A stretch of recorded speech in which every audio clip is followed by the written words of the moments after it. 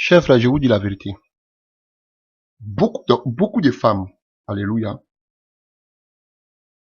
se plaignent que beaucoup d'hommes, leur mari, alléluia, ne s'occupent pas du ménage avec elles.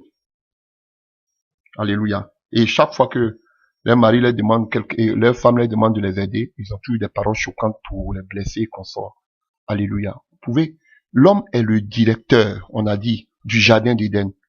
Donc, c'est à lui, c'est le devoir de l'homme de veiller, alléluia, si chacun des tâches, même domestiques. Alléluia. C'est à lui-même de donner le meilleur de lui-même. Il ne doit pas être un tyran. Alléluia. Bon, il y a la mère d'un ami qui disait que la femme aussi, si tu lui montres que tu peux tout faire, le jour que tu ne fais pas, ce sera des histoires. Que la femme, faut pas lui montrer toujours que tu peux faire. Ça, c'est une maman qui le dit, hein, une femme qui le dit. Et si tu montres à la femme que tu peux toujours l'aider à laver les assiettes, le jour que tu ne laves, tu dois mettre les assiettes à la vaisselle, tu dois faire la vaisselle, le jour que tu fais pas la vaisselle, elle va te dire, mais pourquoi aujourd'hui tu fais pas la vaisselle? Les femmes sont comme ça. C'est que tu as commencé, il faut terminer. Alléluia. Donc la vieille maman dit, faut pas toujours aider ta femme. Il y a des choses où tu vas pas toujours aider ta femme.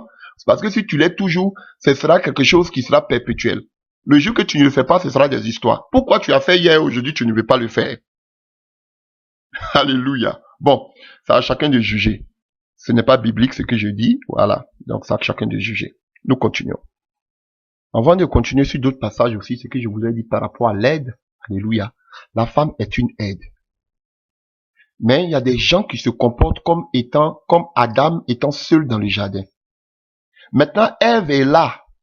Tu dois plus te comporter comme si tu étais seul Adam dans le jardin. Alléluia. Tu préfères écouter seulement que la voix de Dieu. C'est bon, maintenant il y a Ève qui est dans le jardin aussi. Tu dois aussi communiquer avec elle. On parlera de la communication. Alléluia. Il y a des maris qui sont cachotiers. Alléluia. Qui ne partagent rien avec les aides. Elle est venue pour vous aider. Mais comment elle va vous aider si vous ne lui montrez pas la tâche qu'elle doit faire? Si vous ne lui donnez pas des préoccupations. Alléluia. C'est à vous. Alléluia. Et la femme qui vient directement, c'est dans la cuisine. Parce qu'on sait que vous voulez pas, c'est comme ça. La mentalité, c'est que quand on parle de la cuisine, c'est la femme. Il y a des maris aussi qui ont du très grand cuisinier. Moi, je prépare très bien, par la grâce de Dieu. Ma femme s'assoit, je prépare, elle mange. Alléluia. Donc, frère, on doit partager les tâches. Alléluia. D'accord. C'est à vous. Ne vous comportez plus comme si vous êtes seul dans le jardin. Maintenant, Ève est dans le jardin. Vous pouvez écouter Dieu, c'est très bon écouter Dieu, mais souvenez-vous aussi que Ève est là, elle est une aide, elle doit partager, elle est venue pour vous aider. Alléluia. Vous devez tout partager avec elle. Vous voulez tout faire seul. Et maintenant, le jardin même que vous-même, au début, vous avez cultivé, maintenant vous le venez et vous l'abandonnez à Ève. Oui. Le jardin même que vous avez cultivé, maintenant elle vient et Adam, qu'est-ce que tu fais? Tu donnes maintenant tout le jardin à Ève. Faut faire ce que tu veux. Vous vous déresponsabilisez. C'est vous le chef, le directeur. Et le directeur, c'est lui qui fait quoi? C'est lui qui dirige sa société. Alléluia. C'est lui qui doit donner toutes les tâches domestiques, donner le meilleur de lui-même. C'est ça le directeur.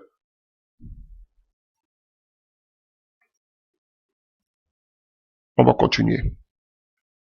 Continuons. Alléluia. On va arriver sur les femmes qui portent les culottes dans le foyer. Alléluia. Des femmes qui dominent les maris. Aussi parce qu'elles ont de bonnes situations. Parce que la loi a au faveur des femmes. Les femmes aujourd'hui qui jettent leur mari dehors. Alléluia. Vous voyez tout c'est du bazar quoi en fait.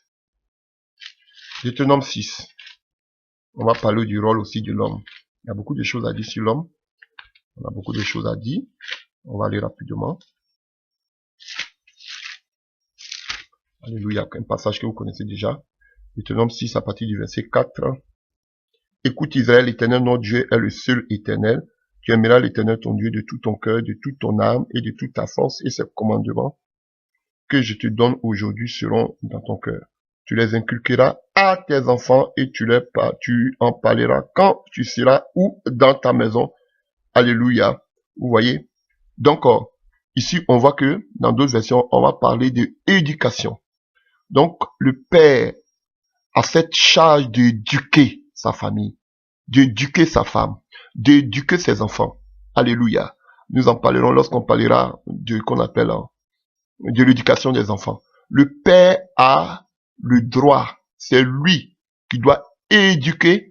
Alléluia, vous voyez, ils écoutent du Seigneur et on sait que la parole du Seigneur, c'est sa parole. Et ils éduquent les enfants. Si aujourd'hui il y a un problème entre les enfants et les parents, c'est parce que les parents ne sont pas des modèles. Alléluia. Nous arrivons tout à l'heure dans Timothée. Les parents ne sont pas des modèles, ça fait un frein. Alléluia. Donc, les parents se doivent d'éduquer, alléluia, leurs enfants. De leur donner l'éducation, non seulement pas l'éducation verbale, mais l'éducation aussi par la manière de se comporter. Alléluia. Que les parents soient des miroirs, des exemples pour leurs enfants. Alléluia. Et l'enfant dira demain, mon papa m'a pas appris cela, mon papa m'a appris cela, mon papa m'a dit de ne pas faire cela, mon papa m'a dit de faire cela. Donc, c'est à nous d'éduquer. L'école peut donner une éducation, mais l'éducation de base, vous avez vu, on dit que lorsqu'ils seront dans ta maison, toute éducation de base va de la maison. Et c'est l'Éternel qui bâtit la maison. Car si l'Éternel ne bâtit, psaume 127, celui qui bâtit, bâtit en vain. Avec l'appui du Seigneur, tu pourras bâtir ta maison. Donc, un des rôles des parents, du père, c'est de pouvoir éduquer l'enfant. Alléluia. Et nous continuons dans le livre de Proverbes. Alléluia. Dans le livre de Proverbes 22. Proverbes 22, à partir du verset 6. Instruis l'enfant selon la voie qu'il doit suivre, et quand il sera vieux, il ne s'en détournera pas. Donc ici encore, à part l'éducation, le père se doit d'instruire l'enfant. Alléluia. Lui donner des instructions, des ordonnances. Comment vivre dans ce monde. Alléluia. Et on nous dit quoi? Quand il sera grand, il ne s'en doutera pas. Donc ce sera, comment je peux dire? Ce sera comme un bâton de pèlerin pour lui. Alléluia. Ce sera son journal et son journal quotidien. Alléluia. Ce sera sa boussole. Il va dire, mon papa m'a donné des instructions comme ça. Alléluia. On dit que David, avant de mourir, a donné des instructions à qui? À son fils Salomon. Alléluia. Et l'instruction, elle va pour toute la vie. Alléluia. L'éducation, c'est pour un moment, mais l'instruction, c'est pour toute la vie. Alléluia. Donc, vous voyez, dans l'instruction, afin que lorsqu'il soit vieux, on n'a même pas qu'il soit grand, mais il ne va pas se détourner. L'instruction est vaste. On peut instruire quelqu'un si beaucoup de choses. Alléluia. Alors que l'éducation, c'est plus comment comporte-toi bien, fais ceci. Alors que l'instruction, c'est donner de la connaissance. Vous voyez? Et tout ça, c'est le rôle du père. Combien de parents aujourd'hui ont démissionné? Tous les enfants sont dans les mains des femmes. Ah, je vous dis, on parle des fils. Parce qu'en Israël, les fils étaient très importants. Et une mère qui éduque un fils sans le père sera difficile. Voilà pourquoi vous allez voir généralement. Je ne dis pas, il y a des mamans qui éduquent les enfants sont devenus corrects. Mais regardez aujourd'hui les jeunes mamans. Regardez comment elles éduquent les garçons. Elles n'arrivent même pas à éduquer les garçons. Parce que la femme donne l'amour. Mais le père donne l'éducation, donne l'instruction. Parce que la femme, elle a besoin d'amour. Donc, tout cet amour qu'elle reçoit, c'est ce qu'elle donne. Mais l'homme, c'est lui qui reçoit de Dieu. Alors que qu'est-ce qu'il reçoit de Dieu? L'instruction. On a vu qu'Adam a reçu de quoi? De Dieu l'instruction de garder, de cultiver. C'est pas la femme qui a reçu cela. Alléluia. Donc ce n'est pas la tâche de la femme. Voilà pourquoi vous voyez que beaucoup de femmes échouent dans ce domaine. Ce n'est pas la tâche.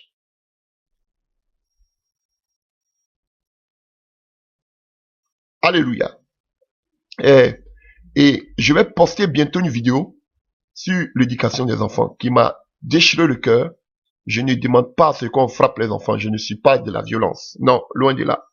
Mais ce que je suis en train de dire, et c'est la vidéo d'un jeune délinquant aujourd'hui qui écrit à sa mère qu'il a rendu délinquant. Vous allez me dire comment? Parce que elle disait, cet enfant disait, et cet enfant était en prison lorsqu'il écrivait, je vais vous poster cette lettre. Et qu'on appelle cette vidéo. Il était en prison lorsqu'il écrivait cette vidéo, qu'il écrivait cette lettre. Alléluia. Et il en voulait en sa mère. Parce qu'il disait qu'il était tout petit, il était innocent. Mais chaque fois que son père le grondait, sa maman s'opposait toujours à lui, à son père. Lorsque son père voulait le corriger, la maman était toujours là pour prendre sa défense. Lorsqu'il faisait des erreurs, que le père voulait le corriger, la maman disait non, tu n'as pas le droit de faire cela à l'enfant.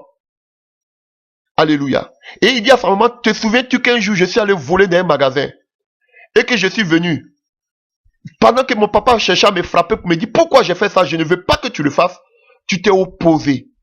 Je vais vous montrer la vie, je vais vous emmener cette vidéo.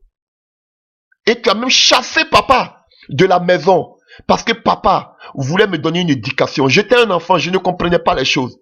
Mais tu pensais que tu m'aimais, tu me protégeais. Aujourd'hui, tu as chassé papa de la maison. Personne n'a pu me donner l'éducation. Au lieu de me donner l'éducation, tu m'as seulement que donné l'amour. Et tu acceptais toutes les bêtises que je faisais. Aujourd'hui, maman, je te remercie parce que tu as fait de moi un délinquant. Waouh! Frère, que c'est puissant. J'ai cette vidéo ici. Elle a rendu son fils délinquant. Parce qu'elle pensait que l'amour, elle pensait que pour éduquer un enfant, il fallait donner l'amour. En donnant l'amour, elle acceptait toutes les bêtises que l'enfant faisait. C'est pas l'amour. Et l'enfant, il est devenu un délinquant jusqu'à il allait cambrioler. Et quand il a cambriolé, on l'a pris, on l'a mis en prison. Et c'est de la prison qu'il écrit à sa mère. Il dit, si aujourd'hui je suis un brigand, c'est toi qui m'as rendu brigand.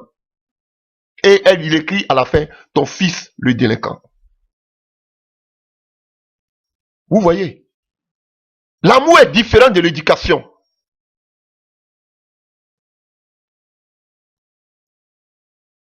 Alléluia.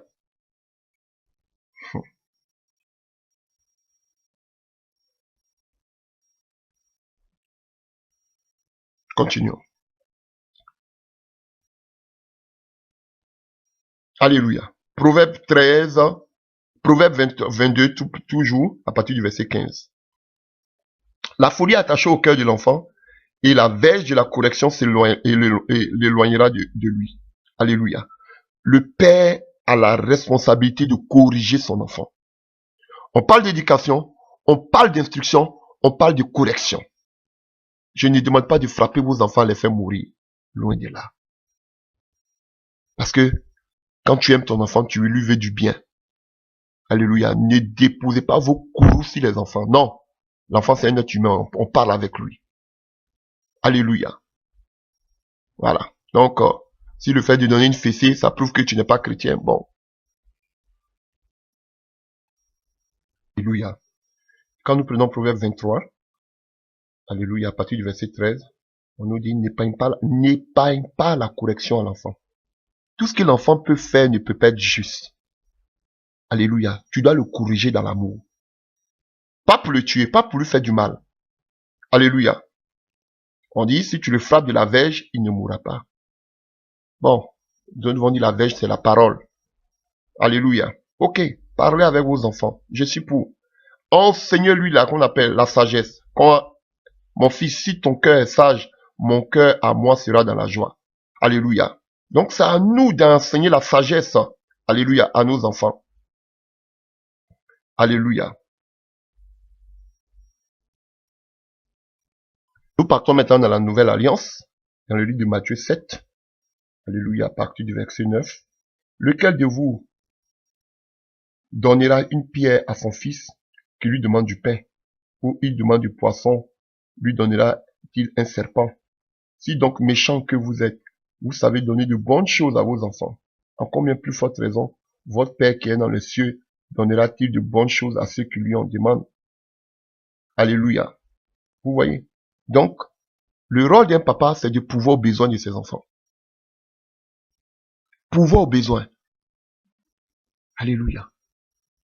Combien des enfants sont livrés à eux-mêmes parce que papa n'a pas, il s'occupe pas de leurs enfants.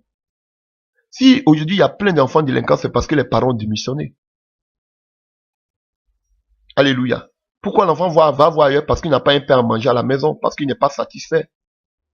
Alléluia. Parce que on ne met pas ce qu'il faut à sa disposition. Il regarde les autres enfants de son âge et il y a la convoitise. Il est livré à lui-même. Alléluia. Un parent se doit de protéger son enfant. Un parent se doit de pouvoir aux besoins de ses enfants. C'est à vous de le faire. Si vous ne le faites pas, qui va le faire? La maman? C'est à l'homme. Donc aujourd'hui, si on a tous ces problèmes-là, c'est à cause des hommes. Parce qu'ils ont démissionné. Et c'est la mère qui va souffrir pour s'occuper de son enfant, qui va pouvoir aux besoins de son enfant, qui va tout faire pour son enfant. Et le père, il dort. Les parents ont démissionné. Démissionné.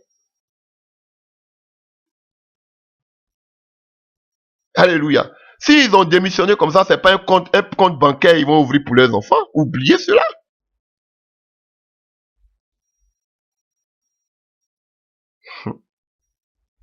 Alléluia. Que Dieu ait pitié de nous. Prenons à présent le livre de Éphésiens 5 que vous connaissez tous.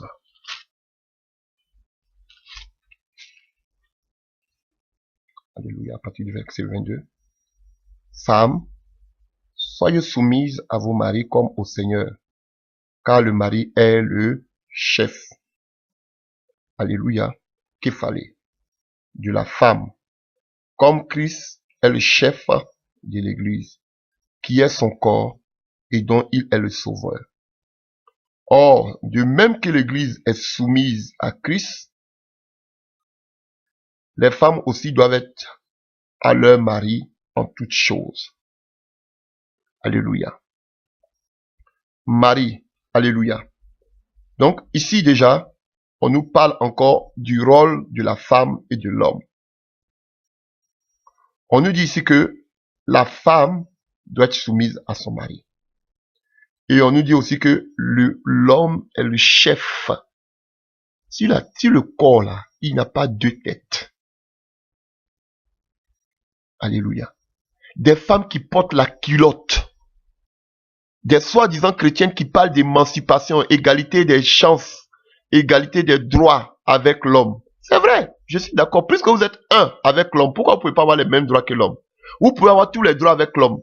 Mais le seul droit que vous ne pouvez pas avoir, vous ne pouvez jamais prendre la tête. Ce n'est pas possible. Et voici un problème qui crée beaucoup de divorces, surtout en Occident. L'insoumission. Dans l'Ancien Testament, dans la Genèse, avant l'Ancien Testament, dans la Genèse, le Seigneur dans son courroux, à cause du péché, parle de dominer. Beaucoup ont préféré rester dans la Genèse. Eux-mêmes, ils dominent comme des dictateurs, comme des tyrans.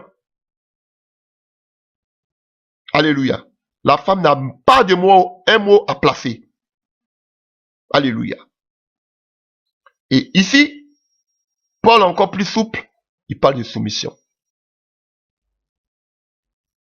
La femme doit être soumise. Alléluia. Combien de femmes, c'est vrai, tu es une aide, mais tu veux quitter de ton rôle d'aide pour prendre maintenant la tête, prendre la place maintenant de qui? D'Adam. Et quand tu veux prendre la place d'Adam, outrepasser tout ce que Adam te dit, c'est comme ça que le diable vient dans la maison, les portes sont ouvertes. Pourquoi la femme a péché? Parce qu'elle n'a pas été soumise c'est pas forcément le fait de mentir à Satan, mais c'est parce que elle n'a pas été soumise à son mari qui était Adam. C'est lui qui connaissait. Si elle partait vers son mari, parce que la femme a tendance à prendre vite son envol, à l'émancipation, voler de ses propres ailes, marquer son entourage. Mais si elle était soumise à Adam, qu'elle partageait tout à Adam, cela ne arriverait pas. Et vous avez vu le désastre que ça a amené, jusqu'à ce que toute la création fût sous la malédiction. À cause de l'insoumission de la femme. Donc, une soumission peut envoyer le chaos d'un foyer. Ah, combien de foyers ont capoté à cause de l'insoumission? Même dans la prière. L'homme qui a la tête dit, on doit prier comme ça. La femme dit, non, non, non, non, non, on n'a pas appris à moi, on m'a pas appris comme ça à prier, on doit prier de cette manière. L'homme dit, non, moi je pense qu'on doit prier comme ça. La femme dit, non, non, non, moi je vais prier comme ça. Et pendant que le monsieur est en train de prier au salon, la femme est en train de prier dans la chambre. Je vous dis, voici le bazar où chacun veut faire ce qu'il veut. La femme amène de l'argent, le monsieur amène de l'argent. La femme se permet de faire tout ce qu'elle veut.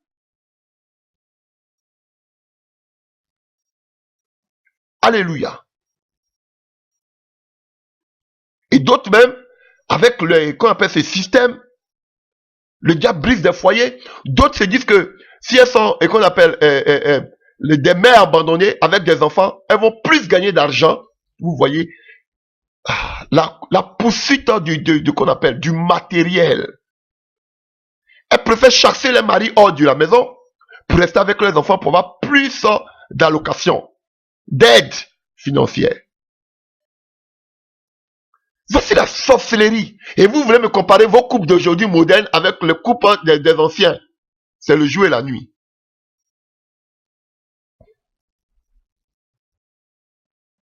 Alléluia. Il y a la parole qui est là. Nous sommes des chrétiens, on doit marcher selon la parole. Vous devez être soumise à vos maris. Ça ne veut pas dire que vos maris doivent vous piétiner, doivent vous tyranniser. Non. Mais vous avez besoin de... Combien de femmes aujourd'hui peuvent dire que mon mari est mon chef? Il ne suffit pas aussi de le dire dans la bouche. Mais les femmes sont des véritables lionnes. Surtout en Europe. Alléluia. Je vous dis la vérité. Il y a des pays, surtout en Europe ici, faut même, les gens, quand ils voient les femmes, je vous dis, vous prenez un pays comme l'Allemagne, mais il y a plus de femmes célibataires. Parce que, compte tenu de leur caractère, tout le monde a peur de les épouser. Elles ont des caractères d'hommes. C'est pas le racisme. Mais même les propres Allemands même ont peur. Mais comment il va pas avoir un chaos dans le pays? Comment il va pas avoir la dépression dans le pays? Parce que tout Allemand est... Je vais dire la vérité. Elle ne fait... La femme allemande a un caractère dur. Et les hommes, maintenant, ont pris la place des femmes. Les femmes ont pris la place des hommes.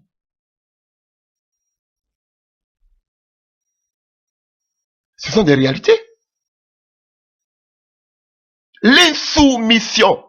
À cause de l'insoumission, plus personne ne veut se marier. Aujourd'hui, ça devient beaucoup des lesbiennes.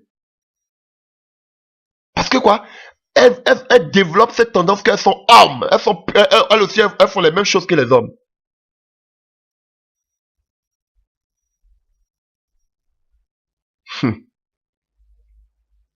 C'est pas le... Je vous dis, avant l'impudicité, ce qui fait que beaucoup fuient les couples, c'est l'insoumission. Le mari n'est plus le chef de la famille. C'est pas, c'est possible, ça, c'est fini ça. On a lu tout à l'heure, vous avez vu, on a lu un peu le code civil, on dit vous deux, vous êtes égaux. Mais la Bible nous dit, c'est ça, la Bible nous dit que l'homme est le chef.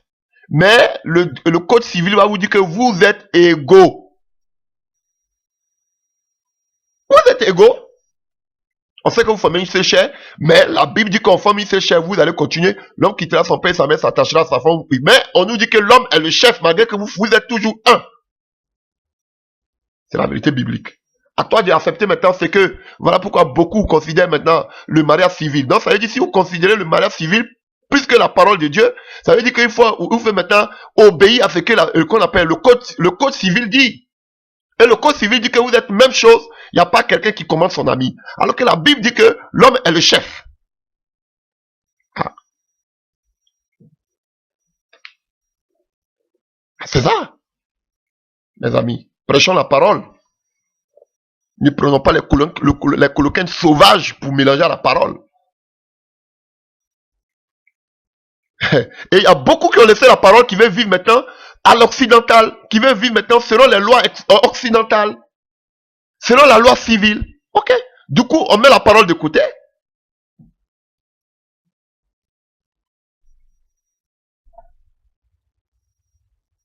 Alléluia. Comme Christ est le chef, l'homme aussi de l'église. Alléluia. Et on dit que, il dit quoi? Alléluia. À partir du 27, 22. Femmes, soyez soumises à vos maris comme le Seigneur, au Seigneur, car le mari est le chef de la femme, comme Christ est le chef de l'église, qui est son corps et dont il est le sauveur. Or, de même que l'église est soumise à Christ, frère Paul, je comprends pourquoi les femmes sont insoumises, parce que l'église même de Christ n'est plus soumise à Christ. Voici la vérité biblique. L'église de Christ est devenue une véritable prostituée. Donc c'est normal. Donc le comportement des femmes ne nous étonne pas, parce que l'église même de Christ n'est plus soumise à Christ. Alléluia. Or, de même que l'église est soumise à Christ, les femmes aussi doivent l'être à leur mari et en toutes choses. Marie, aimez vos femmes comme Christ a aimé l'église. Alléluia. Donc, ici, on nous parle de l'amour agapé. L'amour qui aime sans intérêt. On a parlé des différentes sortes d'amour. L'amour qui aime sans intérêt. Et quand il y a l'amour qui vient de Dieu, le rôle de l'homme, c'est d'aimer. Et quand tu as l'amour agapé, tu peux te livrer toi-même pour celle qui est ta corde, qui est ton aide. Mais il y a tellement d'égoïsme aujourd'hui que personne ne veut qui va vouloir se brûler pour l'autre. Parce qu'il n'y a plus de vie de sacrifice, il n'y a plus de vie de pardon. Ah frère, c'est la vérité. Alléluia. Il s'est livré lui-même pour elle afin de la sanctifier après l'avoir purifiée par l'eau de la parole, afin de faire paraître devant lui cette église glorieuse sans tache, ni ride, ni rien semblable, mais sainte et irrépréhensible. Donc, le rôle de l'homme, c'est de se donner. Comme je vous ai dit que la femme, il y a deux choses. Elle veut se sentir aimée et se sentir protégée. Se sentir défendre. La femme a besoin de quelqu'un qui va la défendre, qui va la couvrir. Alléluia. Qui va se donner. Mais comme chacun, les rôles sont inversés. On ne sait même pas quel rôle chacun joue. Voilà pourquoi il y a toute cette, il y a cette bouillabaisse là, ce bazar. Qui fait quoi, on ne sait pas. Qui tire la ficelle, on ne sait pas. Donc du coup, on est dans un monde matérialiste, l'individualisme, l'égoïsme, chacun passe à lui. Vous voyez, on a perdu le repère du véritable mariage.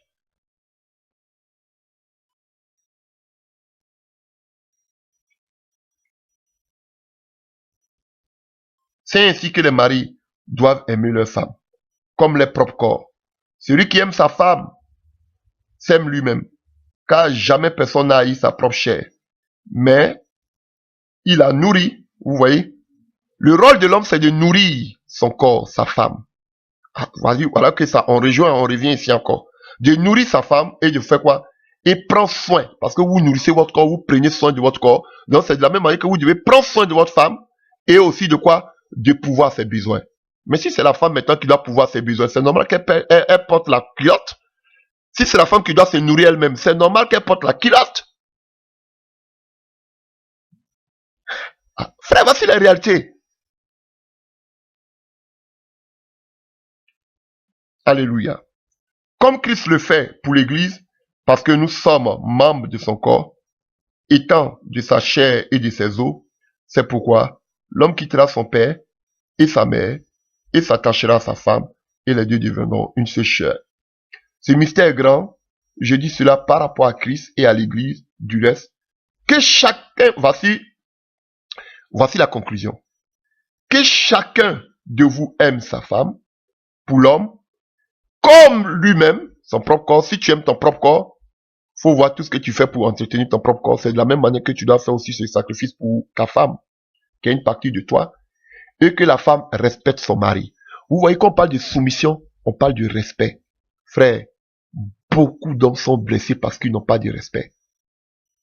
Frère, l'homme ne veut que seulement que le respect. Le respect. La femme a besoin de sécurité, d'assurance, d'amour. Mais l'homme a besoin du respect. Vous voulez que l'homme pourvoie vos besoins. Vous voulez que l'homme se casse en quatre pour vous. Donnez-lui du respect. Donnez-lui la place qui lui est due. Donnez-lui la première place après Dieu. L'homme a besoin de se savoir homme. Mais il y a des femmes qui savonnent les maris, qui insultent les maris. Je vous dis, l'homme qui gronde les maris comme des enfants, souvent me devant les enfants, comme des bébés. Frère. Et quand tu y vas derrière, les femmes qui ne sont pas mariées, elles savent donner de la tendresse. Elles savent donner de l'amour. Voilà comment elles ravivent vos maris. Alléluia. L'homme a besoin de respect. C'est la seule chose que l'homme demande. La Bible n'a pas dit que l'homme, la femme doit donner l'amour à l'homme. La seule chose que l'homme demande, c'est le respect. Si tu donnes le respect à l'homme, l'homme te couvrira de tous les jours. Même s'il doit s'endetter, il le fera. Ce que je n'encourage même pas d'ailleurs.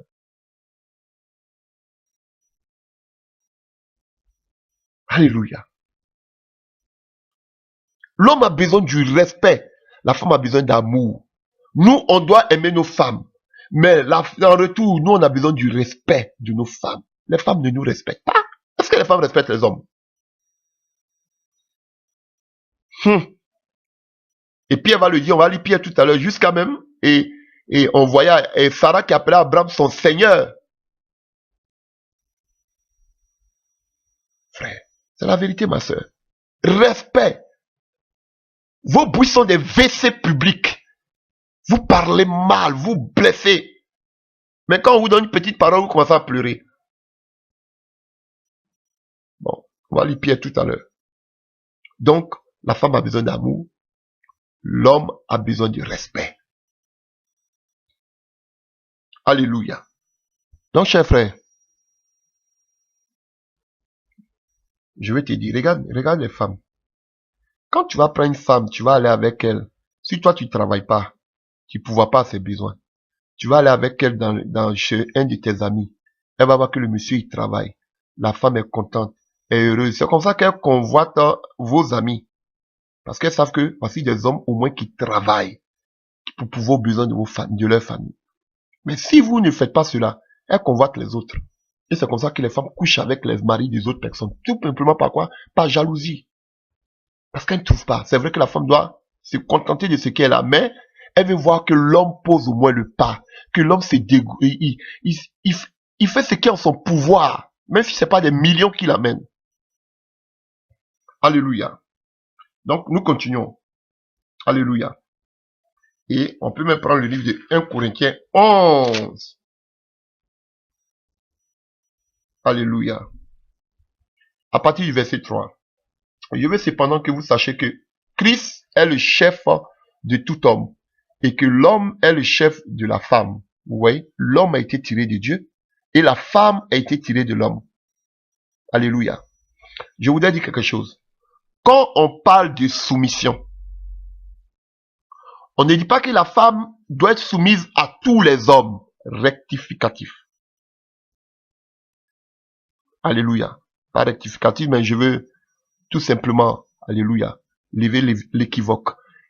La femme ne doit pas être soumise à tous les hommes. Elle doit être seulement que soumise à qui? À son mari, à son vis-à-vis. Respecte tout le monde.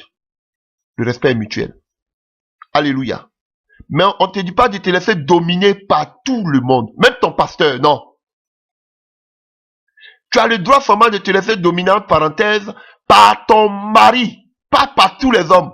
Que la femme soit soumise à son mari, pas à ses maris. Bon, si toi aussi tu as beaucoup de maris, tu vas te soumettre à tous les maris. Mais la femme doit se soumettre seulement qu'à son mari, pas à tous les hommes. Mais respecter aussi tous les hommes. Voilà. Quelque chose que je voulais souligner. Je veux cependant que vous sachiez que Christ est le chef de tout homme et que l'homme est le chef de la femme et que Dieu est le chef de Christ. Tout homme qui prie ou qui prophétise la tête couverte déshonore son chef. Toute femme, au contraire, qui prie ou qui prophétise la tête non voilée déshonore son chef. Ha! On nous dit, Christ est le chef de l'Église et le chef de l'homme.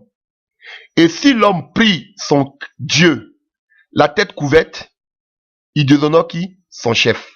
C'est-à-dire, si l'homme prie la tête couverte, il déshonore qui? Dieu. On nous dit ici maintenant, si la femme prie la tête non couverte, elle déshonore qui? Pas Dieu, mais elle déshonore qui? L'homme. Alléluia. Ah, voici la révélation biblique. Parce que l'homme a été tiré de Dieu, la femme a été tirée de l'homme. Mais on nous dit que si l'homme prie la tête couverte, il déshonore Dieu. Mais si la femme prie la tête non couverte, elle déshonore son chef. Son chef ici, c'est pas Jésus, mais son chef, c'est quoi? L'homme. Donc, à cause de l'homme, faut qu'elle ait une marque de soumission. Alléluia. Sur sa tête, chaque fois qu'elle prie. Voici la révélation. Continuez un peu encore. Alléluia. Or, s'il est honteux pour une femme d'avoir des cheveux coupés ou d'être rasée, qu'elle se voile, l'homme ne doit pas se couvrir la tête puisqu'il est l'image de la gloire de Dieu. Tandis que la femme est la gloire de l'homme. La femme n'est pas la gloire de Dieu, mais la femme est la gloire de l'homme parce qu'on va nous dire ensuite qu'elle est tirée de l'homme. Alléluia. En effet, l'homme n'a pas été tiré de la femme, mais la femme a été tirée de l'homme. Et l'homme n'a pas été créé à cause de la femme, mais la femme a été créée à cause de son mari. Moi, je mets de son mari. Parce que si on dit de l'homme, vous avez pensé que c'est tous les hommes. C'est pourquoi la femme, à cause des anges, qui doit avoir sur la tête une marque de l'autorité dont elle dépend. Toutefois, dans le Seigneur, la femme n'est point sans l'homme. Maintenant, Paul nous dit qu'il y a les mêmes droits. Voilà, faut pas discriminer la femme. La femme n'est point sans l'homme, ni l'homme sans la femme. Car de même que la femme a été tirée de l'homme, de même l'homme existe par la femme, et tout vient de Dieu. Jugez-en vous-même. Est-il convenable qu'une femme prie Dieu sans être voilée? La nature elle-même ne vous enseigne pas, ne vous enseigne-t-elle pas que c'est une honte pour l'homme de porter de longs cheveux, mais que c'est une gloire pour la femme d'apporter, parce que la chevelure lui a été donnée de voile. Si quelqu'un se plaît à constater, alléluia, nous n'avons pas l'habitude. Donc, ce que je vais dire, déjà qu'on voit au début, on nous dit que la chevelure, si la femme prie sans se couvrir la tête, elle déshonore son chef. Donc, c'est-à-dire que si tu pries à ton mari, que tu ne te voiles pas, tu le déshonores. Lui, maintenant, dans l'assemblée, à cause des anges, parce qu'ici, il y a deux aspects, deux volets. Et maintenant, dans l'assemblée, à cause des anges, tu dois te voiler. Mais sinon, si tu pries à ton mari que tu te voiles pas, tu le déshonores. Voilà. Je suis sûr que les gens vont intervenir pour contredire cela. Alléluia. Alléluia. Et continuons. Et voici le paganisme qui existait à Corinthe. Alléluia. Et qu'on appelle dans le livre de 1 Corinthiens 14 à partir du verset 34. Comme dans toutes les églises des saints, que les femmes se taisent dans les assemblées car il ne leur est pas permis d'y parler, mais qu'elles soient soumises, selon que le dit aussi la loi. Si elle veut être instruite sur quelque chose, qu'elle interroge les maris à la maison. Parce que à la maison, vous savez, Corinthe, c'était le paganisme, la mondanité. Et ces femmes étaient tellement indépendantes, ces femmes étaient tellement émancipées, elles étaient tellement responsables qu'elles n'avaient plus de soumission pour les maris. Et elles ont envoyé cette insoumission-là de la maison jusqu'à arriver où? Dans l'assemblée. Vous allez voir dans toutes les églises, Paul ne se plaignait pas, comme il se plaint à Corinthe. Parce que c'était le laisser aller, ces femmes-là, ces femmes grecques-là. Elles étaient insoumises. Si je peux le dire, n'oublions pas que la civilisation d'antan venait de la Grèce. Alléluia. C'était des femmes émancipées. Et l'émancipation là, c'était déjà là à Corinthe. Elles n'avaient plus de respect pour les maris.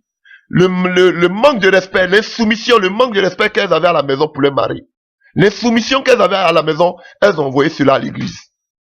Dans l'assemblée du moins. Elles ont envoyé cette insoumission dans l'assemblée. Vous voyez, la soumission, le manque de respect. Il y a des femmes comme ça, qui manquent de respect à leur mari.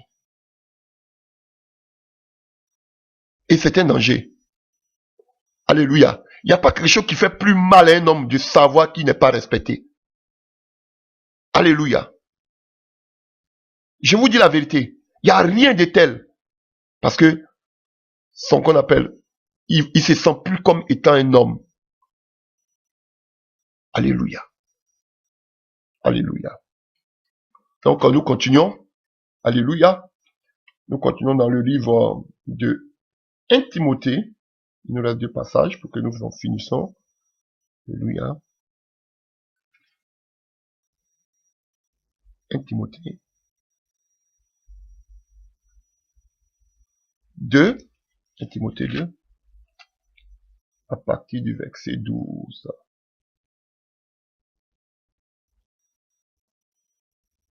Je vois aussi que les femmes, vêtues d'une manière décente, on dit les femmes doivent bien s'habiller. Bien s'habiller. Quand je vous vois souvent, c'est vous qui avez toujours chaud. Vous allez porter toujours des petites robes et puis après encore vous marchez dans les rues, vous tirez. Pourquoi vous tirez puisque ça vous convient? Alléluia. Avec des habits, je ne sais quoi. Chérie, regarde mon dos ou bien on voit votre partie intime dans les églises. Mais vous êtes des envoyés même de Satan même pour faire tomber ces serviteurs de Dieu. En tout cas, les véritables. Alléluia.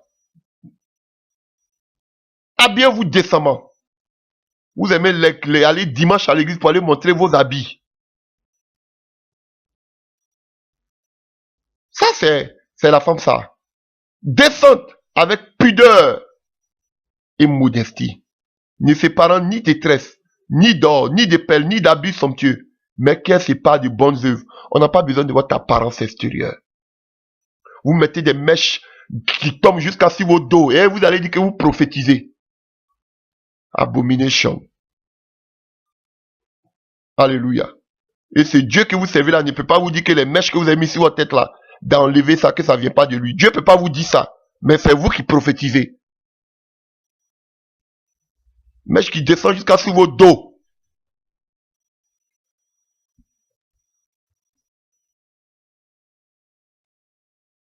Alléluia.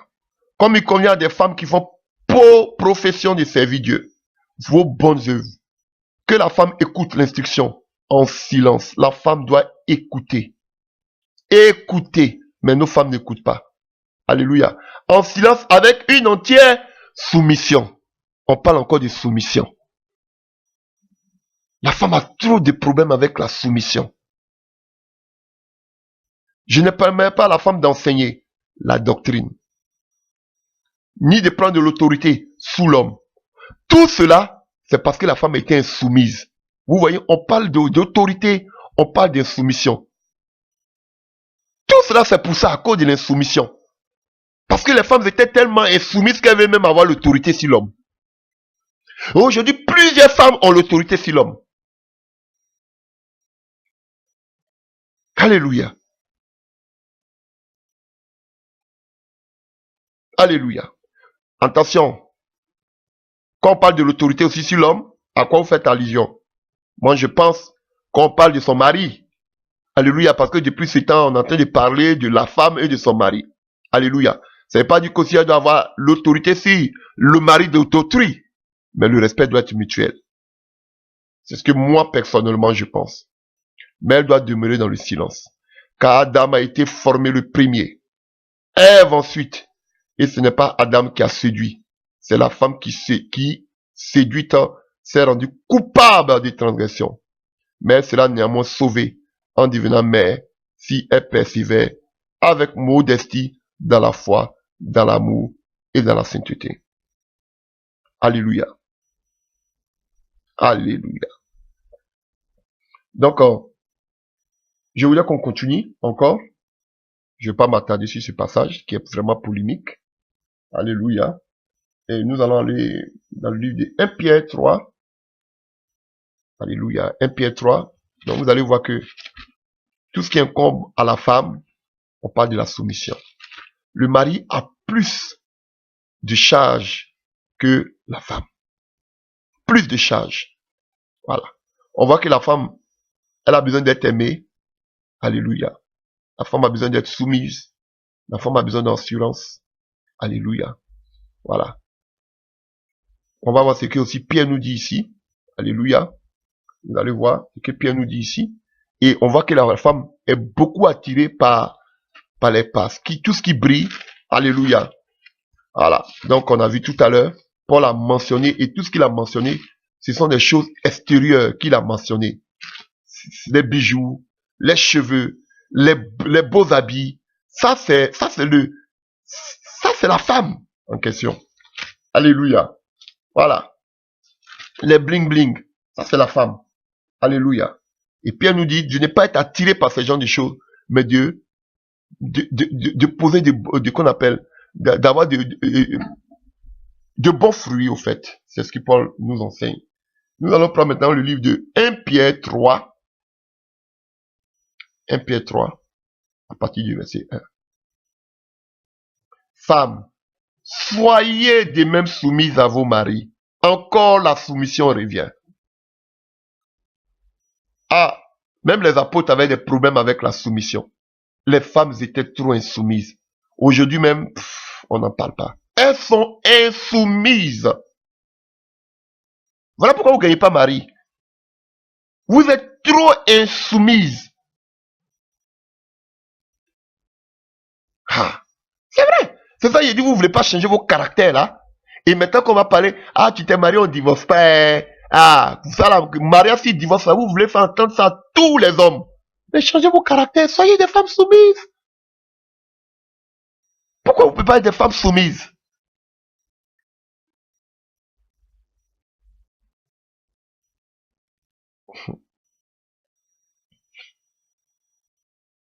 Soyez de même soumises à vos maris, afin que si quelqu'un n'obéisse point à la parole, il soit gagné sans parole par la conduite.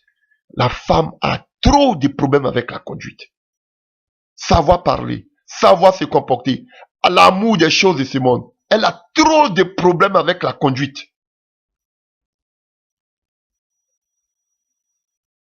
Alléluia. Trop de problèmes avec la conduite.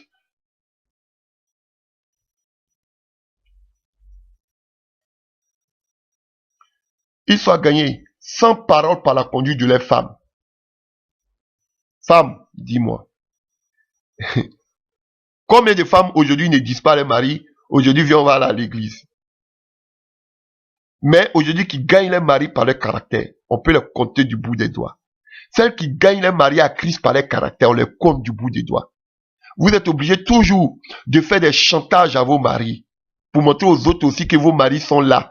Quand il y a les fêtes dans les églises, faut faire, tu vas venir. Peut-être tu vas lui faire le chantage au lit. Ou mais tu vas lui faire le plus beau plat pour qu'il puisse venir à l'église. Mais tu dans ton caractère, tu sais que par ton caractère, tu peux jamais l'inviter. Parce que ton caractère est sale.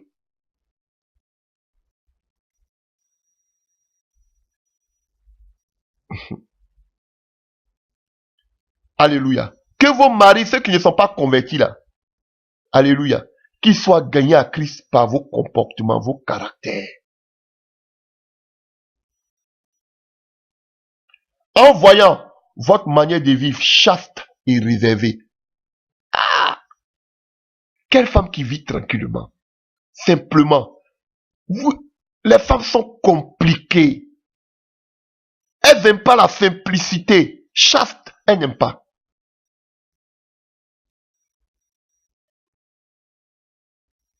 Alléluia. Réservée. Une femme réservée, ça, vraiment, la femme est le mur. En principe, la femme doit être le mur de la maison, qui garde les secrets. Mais les femmes ne sont pas réservées. Elles ont toujours une copine. À qui? Ça, c'est ma meilleure copine. Et ça, c'est ma sœur. À qui elle explique tout. Souvent même l'intimité d'elle et son mari. Ça, c'est affaire des femmes. C'est affaire de sorcellerie. C'est pas affaire des femmes.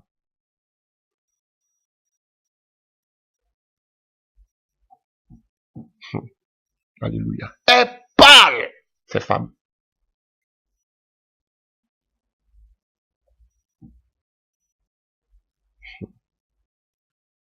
Ayant note cette parure extérieure, qui consiste dans les cheveux tressés, les ornements d'or ou les habits qu'on revêt, mais la parure intérieure, la même chose que Paul a dit. La parure extérieure, c'est la même chose que Pierre encore parle. Ça, c'est les femmes, ça. Les habits, les bijoux, les tresses, l'apparence, l'extérieur. Voici, ça, c'est la femme. Mais Paul dit, la même manière que Paul a dit que ça ne sert à rien. Il veut les bonnes œuvres, c'est la même manière que Pierre, il parle de l'intérieur. Vous donnez trop d'aspect à l'extérieur. Femme. Je vous dis toujours que l'entretien est différent des maquillages. Vous vous maquillez comme des lézards.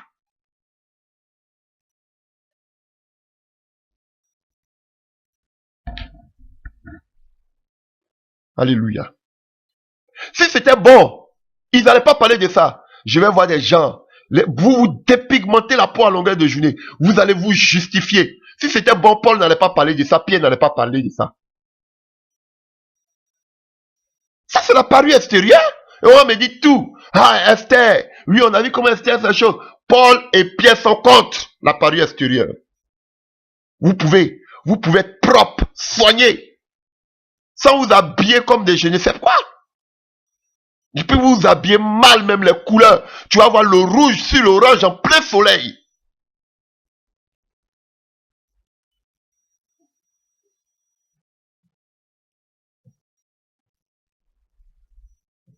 Alléluia. Il veut la parure intérieure et cachée dans le cœur. Même si on voit une femme qui s'habille tranquillement, décemment, simple, qui ne met pas de maquillage, les femmes vont la pousser à se maquiller parce qu'on dit, mais pourquoi tu te délaisses comme ça? Ton mari s'occupe pas de toi. Pourtant, elle pense à ce qui est chose, est plus important. Si son mari est heureux, vous, quel est votre problème? Non, péchons ensemble. Parce que vous pensez que c'est quand vous allez mettre les bouts d'oreilles, je sais pas, les diamants sur vos corps, les bijoux sur vos corps, on va montrer que vous allez montrer que quoi, vous êtes heureuse dans le foyer ou bien que le mari prend. C'est l'apparence extérieure. Dieu n'a pas besoin, il n'a que faire de l'apparence extérieure. Voilà pourquoi vous êtes à vie dans des Gucci, vous êtes à vie des Louis Vuitton et consorts.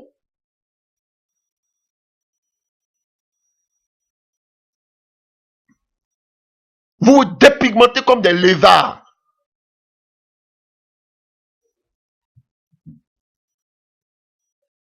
Dieu n'a que faire, il veut la parure intérieure et cachée dans le cœur. La pureté incorruptible d'un esprit doux. La femme doit être douce et paisible. Quand ton mari vient, il est fatigué. Tous les tracas de la journée, il vient. Il veut avoir des paroles douces. Il va avoir une femme qui va le rafraîchir. Même qu'elle est énervée, il veut une femme qui va lui donner les paroles qui vont toucher son cœur. Non, mais c'est pas les femmes comme ça qu'on trouve dans nos foyers. Toi-même, tu es fatigué déjà des stress du dehors. Tu arrives encore, elle-même, elle te stresse encore 2 fois.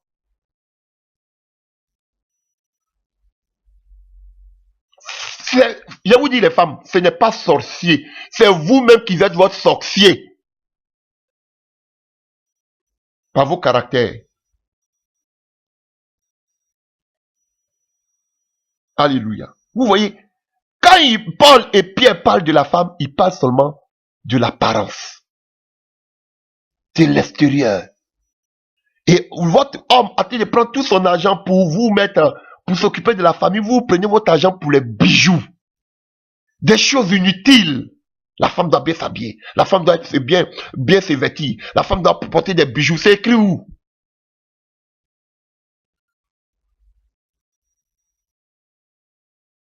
Quand une femme ne met pas de bijoux, on dit que c'est son mari la maltraite, qui ne prend pas soin d'elle. C'est quelle mentalité de sauvage ça?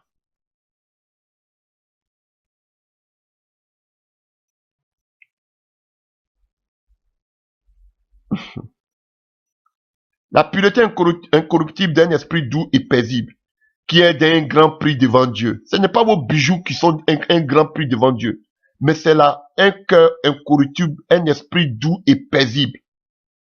Alléluia. Qui a un grand prix devant Dieu. Ainsi séparaient autrefois les saintes femmes Il a mentionné. Alléluia. Donc il y a des saintes femmes aussi qui existent. Toutes les femmes ne sont pas folles. Toutes les femmes ne sont pas insensées. Même l'apôtre Pierre dit, ainsi séparer les saintes femmes.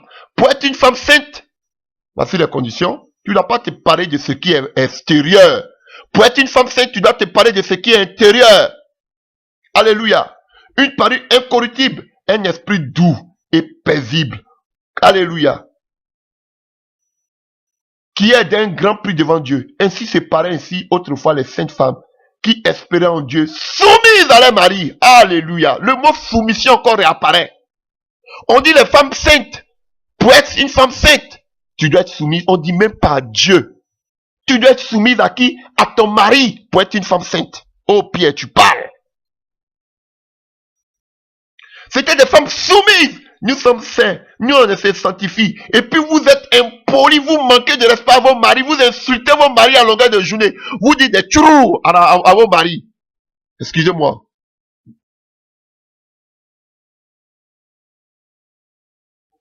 Alléluia. Oui, elles ont toujours les voiles sur la tête. Elles vont prophétiser. Elles vont parler en langue. Elles ont la Bible. Oh, nous, on est dans la vérité. Et puis vous manquez de respect à vos maris. Quand le mari va parler, vous allez réciter passages bibliques. On n'a que faire de vos passages bibliques.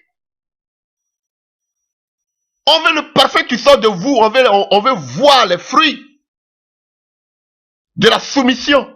Depuis que je suis en train de lire, vous voyez, vous attendez seulement soumission, soumission, soumission, soumission. Parce que la femme a un problème avec la soumission. Tellement que la femme était insoumise, maintenant qu'on parle maintenant de qu'on appelle émancipation. Pour qu'on appelle valoriser l'insoumission. Elles ont transformé maintenant l'insoumission à quoi? Émancipation. Elles sont émancipées. Vous êtes démancipés.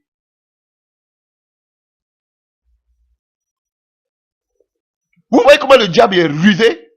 Où la Bible dit que l'homme est le chef. Il va envoyer cette tendance-là, cette idéologie pour dire que non, vous êtes égaux avec les hommes. Vous n'avez pas besoin d'être soumise. Vous avez les mêmes droits. On appelle ça émancipation. Et ça va contre la parole.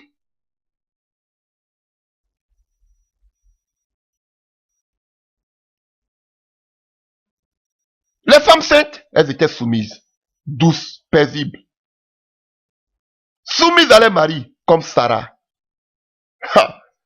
Qui obéissait à Abraham. Ou on dit qu'elle n'obéissait même pas à Dieu, elle obéissait à Abraham.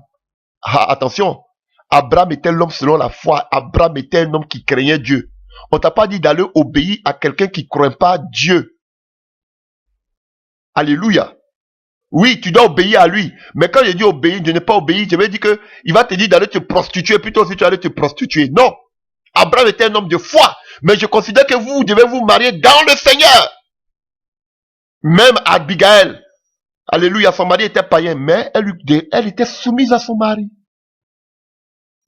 Bon, la Bible ne va pas trop loin dans sa vie. On ne sait pas ce que Nabal lui a demandé de faire.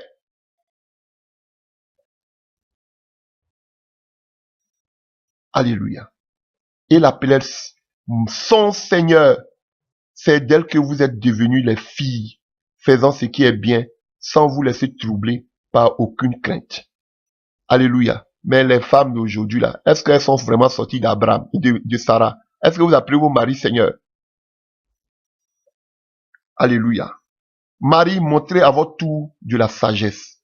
L'homme doit avoir de la sagesse avec la femme. Dans vos rapports avec vos femmes, comme avec un être plus faible, honorez-les, comme devant aussi hériter avec vous de la grâce de la vie, qu'il en soit, afin que rien ne vienne faire obstacle à vos prières. Waouh! Ça c'est révélationnel, c'est puissant. Donc, on nous dit, il y a des hommes aussi qui parlent aux femmes comme si c'est leurs amis. On dirait qu'ils sont en train de faire boxe. On dirait c'est ring.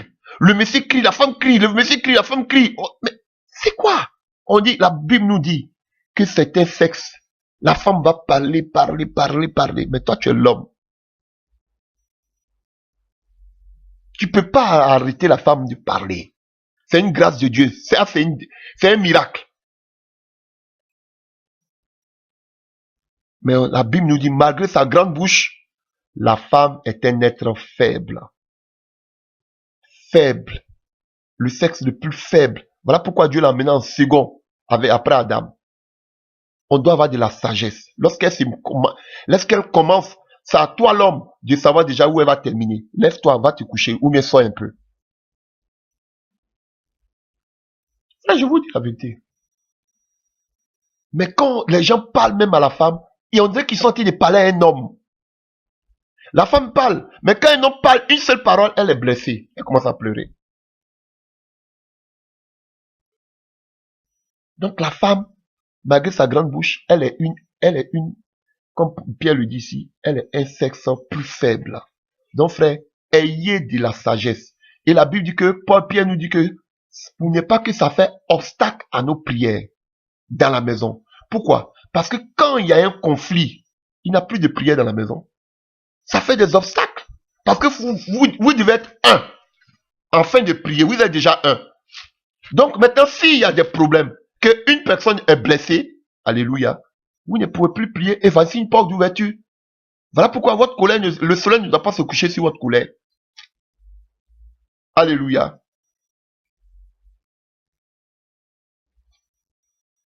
Alléluia. Et nous avons lu ici aussi l'évêque dans le livre de Timothée. Alléluia. qu'on a déjà lu. On va lire un autre passage. Timothée 3. Alléluia.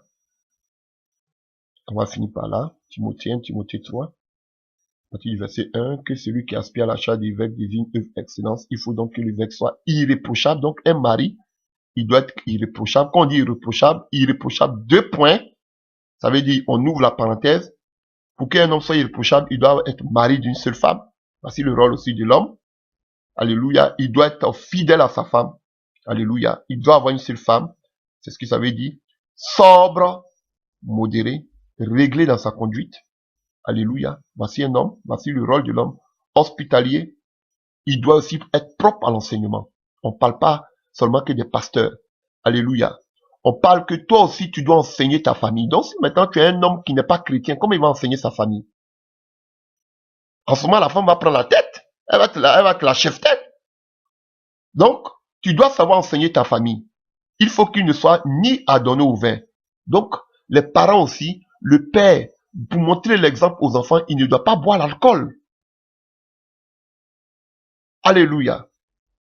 Ni violent. Le papa ne doit pas être aussi violent. Parce que si tu es violent, les enfants vont regarder aussi, vont copier ta violence. Alléluia. Mais indulgent, pacifique, désintéressé. Il faut qu'il dirige bien sa propre maison et qu'il tienne ses enfants dans la soumission. La soumission encore revient. La soumission revient. Et dans une parfaite honnêteté. Alléluia. Si quelqu'un ne peut pas diriger sa propre maison, comment prendra-t-il soin de l'église de Dieu? Alléluia. Donc, frère, on aura beaucoup de choses à dire. Alléluia. Et qui ressent un bon témoin de ce du dehors. Et Paul même le dira que si quelqu'un ne prend pas soin de sa propre maison, il est pire qu'un infidèle. Alléluia. Et tout cela incombe alléluia, incombe au premier responsable qui est l'homme. Alléluia. Et 1 Timothée 5, vous pouvez le lire aussi, hein. Parle des femmes aussi, qu'on appelle, qui doivent aussi être, parce qu'elles sont beaucoup causeuses. Alléluia. Elle dit ce qu'il ne faut pas dire, ce qu'elles sont oisives, causeuses. Alléluia. Qu'elles doivent diriger leur propre maison. Alléluia. Voilà. Donc, les femmes aussi doivent bien diriger les maisons. Alléluia. Au lieu d'aller de maison en maison, pour aller, qu'on appelle, aller causer des choses qu'il ne faut pas dire. Donc, vous voyez, ça, c'est la femme.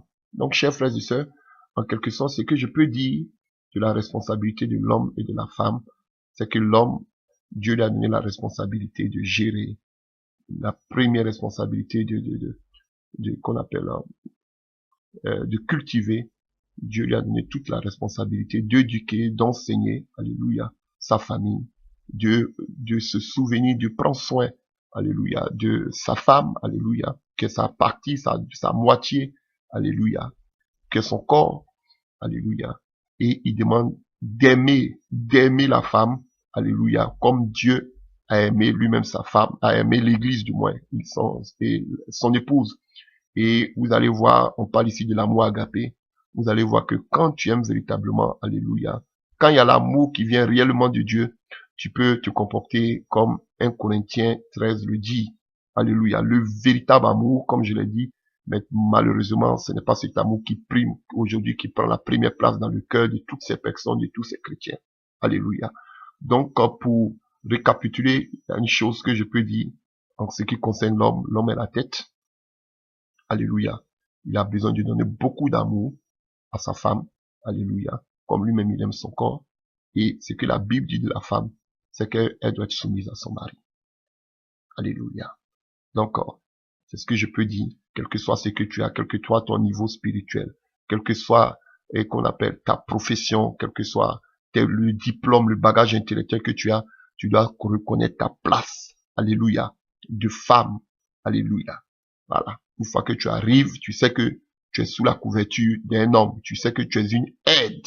Alléluia. Tu dois pas être la tête. Alléluia. Même si les hommes de ce monde avec leurs lois te disent que vous êtes pareil, vous êtes même chose, tu peux décider. Tu ne peux pas décider seul sans ton mari de qui tu as été tiré. Alléluia. Donc, c'est ce que je pouvais dire en ce qui concerne les droits et les devoirs de l'homme et de la femme. Il y a beaucoup de choses, peut-être que je n'ai pas mentionné. Alléluia. Le mariage est vaste. Alléluia. On pouvait prêcher plus de combien de vidéos, mais on ne peut pas passer sur tout. Alléluia. Voilà. C'est notre petite contribution. Donc, prochainement, Dieu voulant, nous allons continuer. Alléluia. Nous allons parler de la communication dans le couple. Alléluia. Nous parlerons aussi de la gestion financière. Nous allons parler aussi des parents et des amis dans le couple. Alléluia. La succession, l'héritage, le testament. Alléluia. Le régime matrimonial. Et puis bon, Dieu voulant, peut-être la vie sexuelle aussi du couple. Alléluia, qui est un sujet tabou. Sur ce, que Dieu vous bénisse et à la prochaine. Amen.